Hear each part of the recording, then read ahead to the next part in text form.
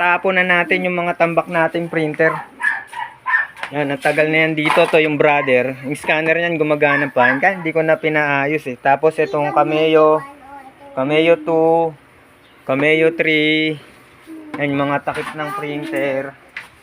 Yan, para luminis naman. Tapos yung L3210 yan. Mga tambak. Yan, tapos L1300 heat press. Yan.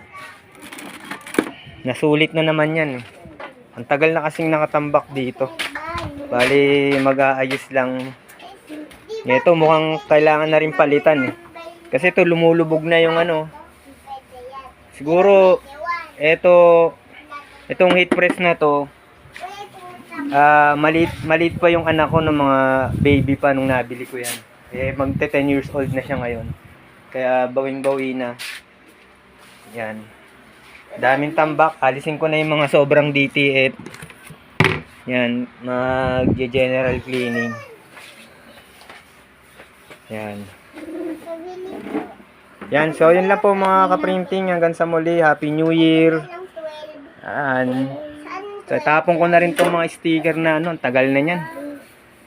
Tambak, no. Pinasok ko na kasi yung mga gamit ko sa loob ng bahay. So, bala kong ayusin. Ayan sila Tere, oh. Sila Sungyang Tere. Yan, Happy New Year. Happy New Year. Happy New Year, Bentex. Yan. Yan, agad sa muli, no. 16,000 subscribers. Sana ngayong taon na to, umabot tayo ng, umabot ng 30,000 subscribers. Yan, maraming salamat. Hanggang sa muli.